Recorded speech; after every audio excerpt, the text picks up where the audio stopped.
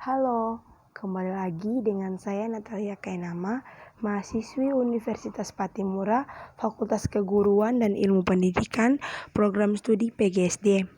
Nah, di konten saya kali ini, saya akan membahas salah satu strategi pembelajaran yang akan saya gunakan dalam proses PBM atau proses belajar mengajar.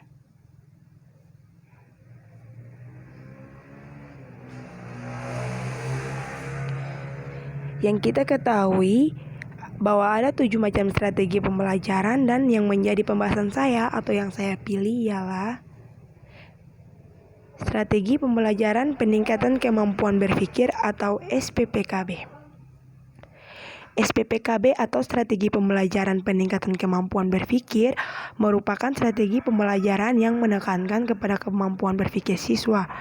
Dalam pembelajaran ini, materi pelajaran tidak disajikan begitu saja kepada siswa, akan tetapi siswa dibimbing untuk proses menemukan sendiri konsep atau yang harus dikuasai melalui proses dialogis yang terus-menerus dengan memanfaatkan pengalaman siswa.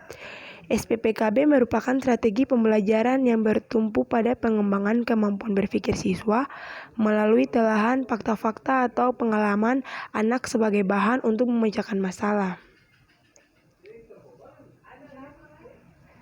Landasan psikologis SPPKB adalah aliran kognitif. Menurut aliran ini, belajar pada hakikatnya bukanlah peristiwa mental, bukan peristiwa behavioral.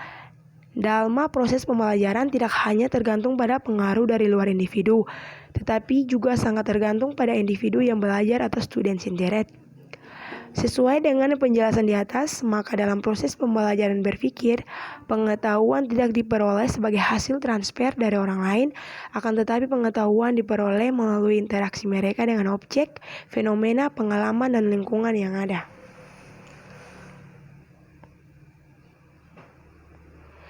Nah, di sini ada 3 karakteristik strategi pembelajaran peningkatan kemampuan berpikir.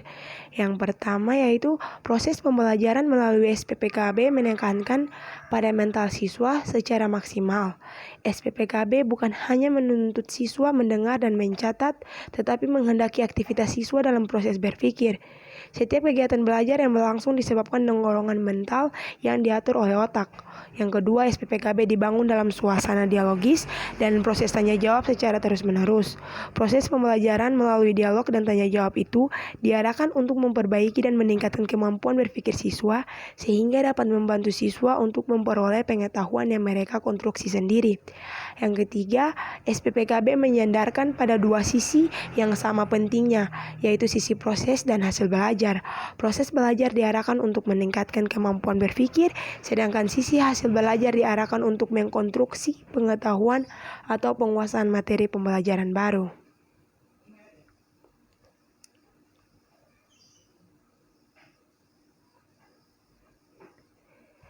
Nah, tahapan-tahapan pembelajaran SPPKB. Penerapan SPPKB memiliki 6 tahapan, yaitu yang pertama tahap orientasi. Pada tahap ini, guru mengkondisikan siswa pada posisi siap untuk melakukan pembelajaran. Tahap orientasi dilakukan dengan menjelaskan tujuan pembelajaran dan menjelaskan proses pembelajaran yang harus dilakukan siswa. Yang kedua, tahap pelacakan. Tahap pelacakan adalah tahap penjajakan untuk memahami pengalaman dan kemampuan dasar siswa sesuai dengan tema atau pokok persoalan yang akan dibicarakan. Yang ketiga, tahap konfrontasi.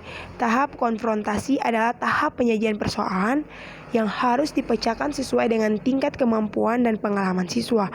Pada tahap ini, guru harus dapat mengembangkan dialog agar siswa benar-benar memahami persoalan yang harus dipecahkan. Yang keempat, tahap inquiry. Tahap inquiry adalah tahap terpenting dalam SPPKB. Pada tahap ini, siswa belajar berpikir dengan sesungguhnya. Melalui tahap inquiry, siswa diajak untuk memecahkan persoalan yang dihadapi. Yang kelima, tahap akomodasi. Tahap akomodasi adalah tahapan pembentukan pengetahuan baru melalui proses penyimpulan. Pada tahap ini, siswa dituntut untuk dapat menemukan kata-kata kunci sesuai dengan topik atau tema pembelajaran. Yang keenam atau yang terakhir, tahap transfer. Tahap transfer adalah tahap penyajian masalah baru yang sepadan dengan masalah yang disajikan. Tahap transfer dimaksudkan agar siswa mampu mentransfer kemampuan berpikirnya untuk memecahkan masalah-masalah baru.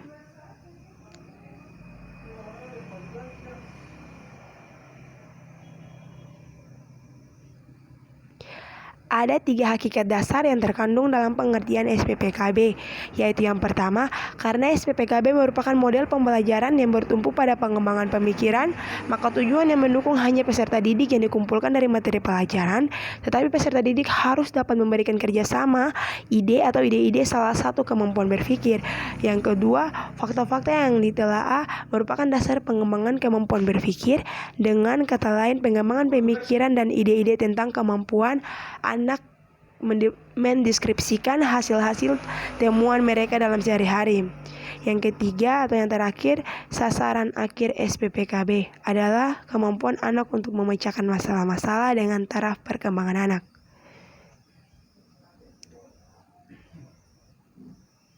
Beberapa yang harus dipertimbangkan agar SPPKB dapat berhasil dengan sempurna bagi guru sebagai pengelola pembelajaran. Yang pertama, SPPKB adalah model pembelajaran yang mendorong demokrasi. Oleh sebab itu, guru harus mampu memfasilitasi yang terbuka dan puas, sehingga setiap siswa dapat mengembangkan kemampuannya dalam pertemuan pengalaman dan komunikasi. Dalam SPPKB, guru harus menempatkan siswa sebagai subjek belajar, bukan sebagai objek. Oleh sebab itu, pembelajaran harus muncul dari siswa sebagai subjek. SPPKB dibangun berdasarkan pertanyaan yang dipertanyakan. Oleh karena itu, guru dituntut untuk dapat mengembangkan kemampuan bertanya.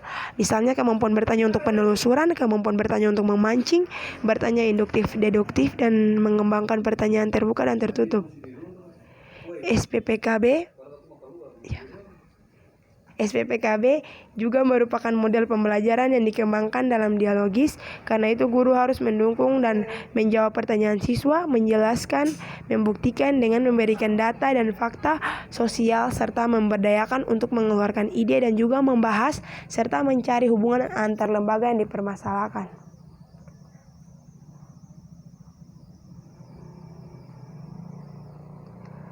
Kelebihan dan kekurangan dari strategi pembelajaran peningkatan berpikir. Yang pertama atau A, kekurangan SPPKB.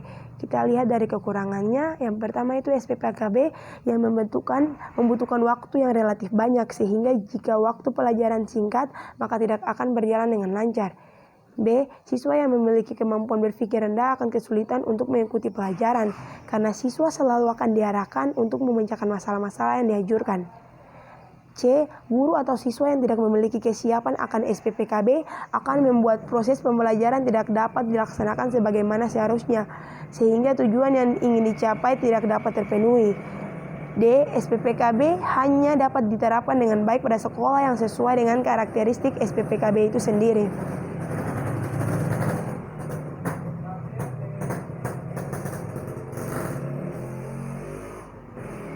Nah, kelebihan SPPKB. Yang pertama, melatih daya pikir siswa dalam penyelesaian masalah yang ditemukan dalam kehidupannya.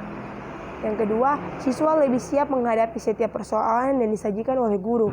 Yang ketiga, siswa diprioritaskan lebih aktif dalam proses pembelajaran. Yang keempat atau yang terakhir, memberikan kebebasan untuk mengeksplor kemampuan siswa. Demikian presentasi saya atau penjelasan saya mengenai salah satu strategi pembelajaran. Jika ada kesalahan, saya mohon maaf. Semoga videonya bermanfaat dan jangan lupa like, comment, share, and subscribe. Dadah.